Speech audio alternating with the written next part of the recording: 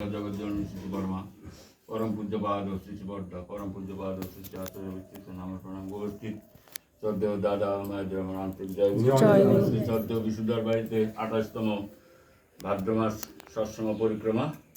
আমি সর্বপ্রথম বিশুদ্ধার পারিবারিক সর্বাঙ্গীন মঙ্গল এবং উপস্থিত সবারই মঙ্গল পরম দয়ালের শ্রীচরণে প্রার্থনা করছি। নির্দেশ হয়েছে একটু ইষ্ট প্রসঙ্গ করার, তাই আমি ঠাকুর সম্বন্ধে বেশি কিছু জানি না, যেটুকু জানি বলার চেষ্টা করছি। ঠাকুরকে কিভাবে ধরতে হয়। একদিন এক দাদা আচার্যদেবকে বললেন, একটা সত্য ঘটনা আর কি, আচার্যদেবকে নিবেদন করলেন। এই আষাঢ় শ্রাবণ মাসে যেমন বন্যা আসে নদী দিয়ে,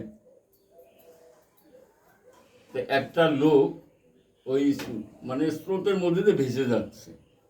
একটা পারে 2-3 জন লোক ছিল, তাকে কিভাবে বাঁচাতে হবে। সে সাঁতার জানে না, ভেসে হাবুডুবু খেতে খেতে স্রোতের মুখে ভেসে যাচ্ছে। তো ওই পাড়ের যে 2-3 জন লোক ছিল, ওনারা ছুটোছুটি করছে কি করে ওনাকে বাঁচাতে হয়। তো এই ছুটাছুটি করতে করতে তো গরুর রশি পেয়ে গেল, লম্বা রশি।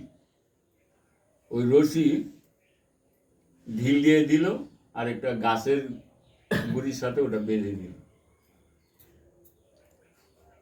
ওই রশিটা পেয়ে সে আস্তে আস্তে রশি ধরে উপরে উঠল। তো এটা আচার্যদেবের কাছে নিবেদন করলেন, এইভাবে লোকটাকে বাঁচানো হলো। তো আচার্যদেব বললেন, এখানে মূল ভূমিকা কার, কার জন্য লোকটা বাঁচলো। কেউ বলে রশির জন্য, কেউ বলে আমরা ছিলাম বলে, কেউ বলে গাছটা ছিল বলে। মানে আচার্যদেবের মনোভূত হচ্ছে না। তো আচার্যদেব বললেন, না, ওই যে গাছের গুড়ির সাথে যে গিঁটটা শক্ত ছিল, ওই গিঁটটার জন্য লোকটা বেঁচে গেল। গিঁটটা যদি আলগা হতো, গিঁটটা ফসকে যেত, তাহলে তার বাঁচা হতো না।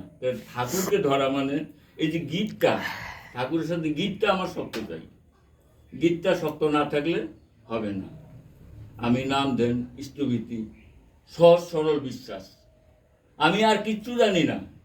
অত যুক্তি তর্ক শাস্ত্র জ্ঞান পণ্ডিত্য হয়ে কোনো লাভ নেই। সহজ সরল বিশ্বাস সব হতে পারে। ইনি আমার ঠাকুর, ইনি আমার ভগবান, ইনি আমার পরিত্রাতা, ইনি সব। তাহলে আমার কোনো ভয় নেই। যদি একটু টলমল হয়েছে, আমি বোধহয় ঠিক করলাম না, এটা দিয়ে আমি ত্রাণ পাবো কিনা, এটা বোধহয় ঠিক হচ্ছে কিনা, তাহলে কিন্তু আর হবে না। এই যুক্তিতর্ক এসেগুলো, যুক্তিতর্কের কোনো অন্তই নেই। গাছের গোড়ার থেকে শুরু করে ডালপালা, শাখা প্রশাখা, পাতা, যেখানেই যেমন এত যুক্তিতে এত পথ বেরোবে, আমি অন্ত খুঁজে পাবো না। অত যুক্তিতর্কের আমার দরকার নেই। আমার সহশিল্প তিনি সব, তাকে ধরেছি, আমার কি হবে তাকে নিয়ে হবে। তাই আমরা তার নির্দেশগুলো, তিনি যে নির্দেশগুলো দিলেন সহজ সরল। এই কলির যুগে মানুষের সময় নেই, সময়ের খুব অভাব, সবাই কর্মব্যস্ত। তাই তিনি এই যুগ উপযোগীভাবে, তাই ঠাকুরকে যুগ পুরুষোত্তম বলা হয়। তিনি যুগ পুরুষোত্তম। সপ্তম যুগে শ্রীহরি ছিলেন, ত্রেতা যুগে রামচন্দ্র মর্যাদা পুরুষোত্তম। তিনি যে বংশের মর্যাদা কি করে রক্ষা করতে হয় সেটা রামচন্দ্র দেখে দিয়েছেন। আর দাপর যুগে শ্রীকৃষ্ণ লীলাপুর, তিনি লীলা করে গেছেন, তাই তাকে লীলা পুরুষোত্তম বলা হয়, পুরুষোত্তম। এই যুগে পরম দয়াল শ্রী ঠাকুর যুগ পুরুষোত্তম। এই যুগ মাফিক, এই যুগে আমাকে কি করে ধর্ম করতে হবে এটা আমাকে জানতে হবে। তাই তিনি খুব সহজ সরলভাবে উষায় নিশায় মন্ত্র সাধন, চলায় ফেরা জপ, জবার সময় ইষ্ট নির্দেশ মুক্ত করাই জপ। উষায় নিশায় আমি মন্ত্র সাধন করব, কাজের আমার ক্ষতি হবে না। সকালে উঠে সূর্য উদয়ের আগে ইষ্টভীতি করব, তার আগে একটু বসে নাম ধ্যান করব, রাত্রিবেলা শুতে একটু নাম ধ্যান করব। এই যে সহজ সরল কাজ, আমার কাজ ঠিক থাকবে, আমি হাতে কাজও করতে পারি। সারাদিন যদি আমি যে কোনো কাজ করি, এই যে অজপা নাম আমরা বলি না, অনেকে জিজ্ঞাসা করেন, দাদা আপনারা জয় রাধে রাধে বলেন। আমাকে একদিন ওই মন্দির থেকে জিজ্ঞাসা করলো, এই অজপা নামটা কি? অজপা নামটা তো বুঝলাম না। ওই যে ভিডিও অফিসের মন্দির থেকে আমি, দাদা আপনারা মালা জপেন, খারাপ পাইন না, মালা জপেন তো মালার একটা হিসাব আছে। আমি কতবার, 100 বার না 200 বার 300 বার, একটা গন্তি হিসাব আছে। এটা হিসাব করে হয়। আর অজপার নামটা হচ্ছে অজপা মানে জপ করা, আমি মালা জপছি না কিন্তু আমার ভিতরে নাম হচ্ছে, এটাকে বলো অজপা। সর্বক্ষণ সর্বদা আমি রাস্তা হাঁটছি, আমি কোনো হাতে কাজ করছি, নাম আমার ভিতরে চলছে, এটাকে বলে অজপার নাম। এটার কোনো হিসাব নেই। তাই এই যে সহজ সরল বিধান তিনি নিয়ে এসছেন, আমরা পালন করব। আর আজকেই মোটামুটি ভাদ্র মাসের সৎসঙ্গ প্রায় শেষের দিকেই।